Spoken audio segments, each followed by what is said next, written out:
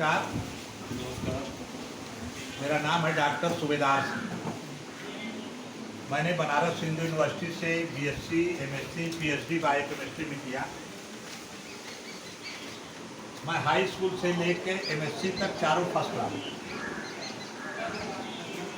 PhD biochemistry में किया। जिस व्यक्ति अंडर में काम किया वो दुनिया का एक माना जाना वैज्ञानिक था।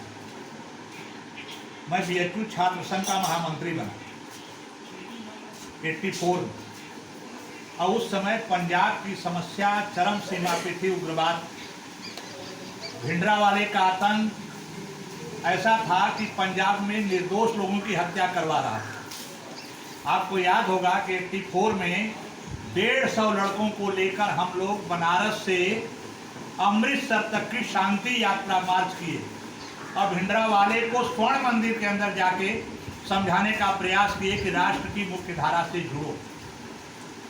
उसी समय कश्मीर की भी समस्या में पैदा उग्रवाद कश्मीर में भी पनप रहा था, अलगाववादी आंदोलन, और इंदिरा जी ने डॉक्टर फारूक अब्दुल्ला को बर्खास्त कर दिया।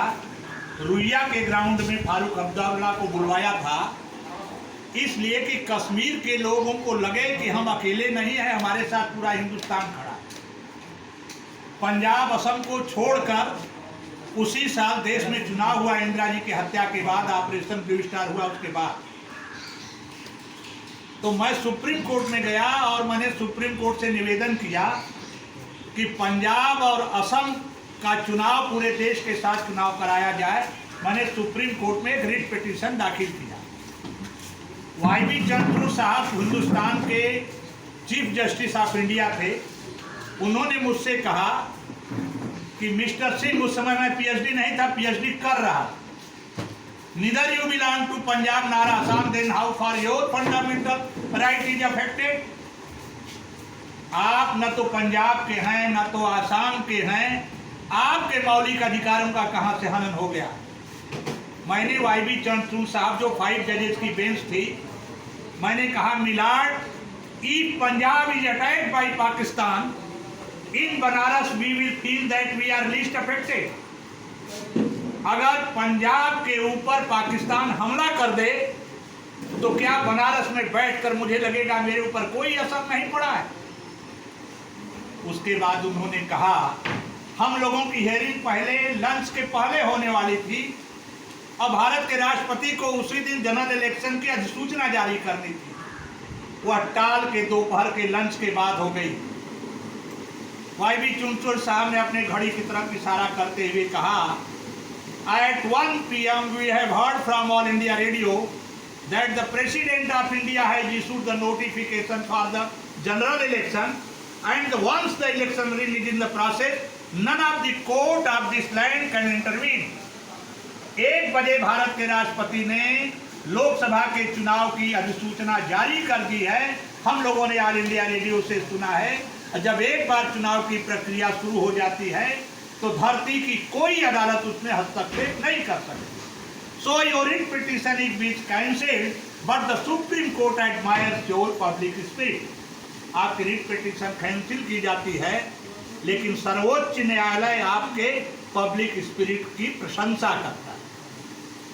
मैंने आपको इसलिए बताया कि जब देश पर संकट था, चाहे वो पंजाब में उग्रवाद रहा हो, चाहे कश्मीर में उग्रवाद पनप रहा हो, अलगाववाद, चाहे पंजाब और असम को छोड़कर देश में चुनाव कराने की बात थी, हर मुद्दे पे मैंने समय समय पर देश के साथ, भारतवासियों के साथ खड़ा होने का काम किया है। आज हमारे सामने क्या समस्या है? जो लोग मार्च 2005 के बाद अपॉइंट हैं, नियुक्त हैं, वे सारे के सारे लोग नई पेंशन स्कीम के तहत, नई pension scheme subject to market risk है। अगर बाजार डूब गया तो आपका जो अंशदान कटा है वो, और जो सरकारी अंशदान है वह सारा डूब जाएगा। उसके बाद 62 साल के बाद हाथ में केवल कटोरा आने वाला है। एक समस्या लॉकडाउन में हमने विभत्स रूप देखा है। 2 लोगों की सबसे ज्यादा दुर्दशा हुई है जो ग्रेजुएट्स हैं, एक वित्त विहीन शिक्षक, दूसरा कचहरी का वकील। अदालतें बंद हैं, कचहरियां बंद हैं, वकील के पास काम नहीं है, जो नया लड़का कचहरी में जा रहा है भूखमरी के कगार पे खड़ा है। अधिवक्ता कल्याण निधि में 100 करोड़ से ऊपर रुपया जमा है जो सरकार के पास है। उत्तर प्रदेश की सरकार अधिवक्ताओं की कोई मदद नहीं कर रही है। उत्तर प्रदेश बार काउंसिल के ऊपर 200 करोड़ से ज्यादा रुपए जमा है। मात्र 4 महीने में एक वकील को 600 रुपया मिला है। 600, 4 महीने में 600 किस हिसाब से खर्चा है, जबकि कई 100 करोड़ उत्तर प्रदेश बार काउंसिल और भारत उत्तर प्रदेश सरकार के पास जमा है। और ये वित्त विहीन शिक्षक ये बेबस और लाचार हैं। और right to work, fundamental right में प्रिंसिपल साहब जब डॉक्टर मनमोहन सिंह देश के प्रधानमंत्री थे उस समय जोड़ दिया गया। Right to life and liberty के साथ राइट टू वर्क जोड़ा गया है। और एक अध्यापक जब अपनी योग्यता के अनुसार अध्यापन कार्य कर रहा है, काम कर रहा है या काम करना उसका मौलिक अधिकार है, तो लॉकडाउन पीरियड में अध्यापक को सैलरी देना भारत के संविधान के अनुसार जब आपने काम करने के अधिकार को मौलिक अधिकार में जोड़ लिया है, तो उत्तर प्रदेश सरकार की नैतिक और संवैधानिक जिम्मेदारी बनती है, जहां सरकार ने फेल करने का काम किया है। आज तक आप लोग शिक्षक एमएलसी में जो आपके लिए लड़ता है उसके लिए वोट करते हैं। आप अपने दिल दिमाग पर थोड़ा वजन करिए, दबाव डालिए, थोड़ा सोचिए, क्या कभी स्नातक निर्वाचन क्षेत्र का चुनाव किसी मुद्दे के सवाल पे हुआ है, या किसी ने किसी को कहा अरे भाई सूबेदार को वोट देना है, दे दो। सबने डॉक्टर सूबेदार सिंह को वोट दे दिया, सूबेदार जीत के चले गए। इस बार मैं शुरू से जब लड़ाई लड़ रहा हूँ, छात्र जीवन से ही मैं संघर्ष करता रहा हूँ, हमेशा मैं लड़ता रहा हूँ, तो मैं मुद्दे के साथ आया हूँ। केवल एक सज्जन 18 साल से मौनी बाबा हैं, वैसा चुनाव नहीं होगा। चुनाव जीतने के बाद स्नातक निर्वाचन क्षेत्र के प्रतिनिधि की भी जिम्मेदारी बनती है कि आपके सवाल को विधान परिषद में उठावे, सड़क पे उसकी लड़ाई करे, जरूरत पड़े तो मार खाए, जेल जाए। लेकिन आपको लेकर हम जेल चले गए, 24 घंटा आप मेरे साथ जेल रह लिए, तो सर्विस रूल के मुताबिक तो आप सस्पेंड हो जाएंगे। तो आपकी मुझे नौकरी भी बचानी है। हम आपके बीच में आए हैं। एक बार मैं 2008 में स्नातक निर्वाचन क्षेत्र का चुनाव लड़ा था समाजवादी पार्टी से। महज 400 वोट और मिले होते मुझे, तो मैं 2500 वोट से चुनाव जीत गया होता। 400 वोट घटा, जिसमें कि 800 वोट मेरा अवैध था। 400 वोट कम हुआ, मैं 7500 से हार गया।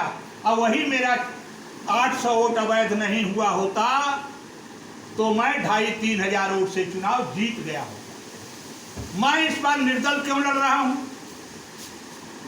दल से क्यों नहीं लड़ा? क्योंकि सारे दलों की सरकार बन चुकी है। पुरानी पेंशन बहाली का कोई भी दल समर्थक नहीं है। हमें दबाव बनाना है, और जब हम दबाव बना लेंगे आपके आशीर्वाद से, तो सारे के सारे दल पुरानी पेंशन बहाली के लिए हम मजबूर कर देंगे कि जो दल पुरानी पेंशन बहाली का समर्थन करेगा वही 22 में राज करेगा। हम ये स्थिति पैदा कर देंगे।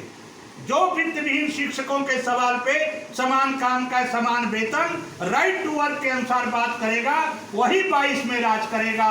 सूबेदार या तो विधान परिषद में हंगामा करेगा, सड़क पे लड़ाई करेगा, और चैन से नहीं सोएगा।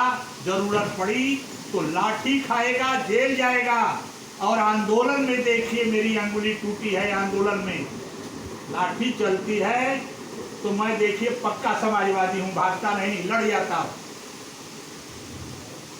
मार खाना अगर आपका काम है, पीटना पीटो, लेकिन हमारा काम है कि सच कहना। अगर बगावत है तो समझो हम भी बागी हैं, हम लड़ेंगे। और हम चाहते हैं कि हम चुनाव लड़ें। अनुमति है आप लोगों की? थोड़ा जोर को बताइए, लड़ें?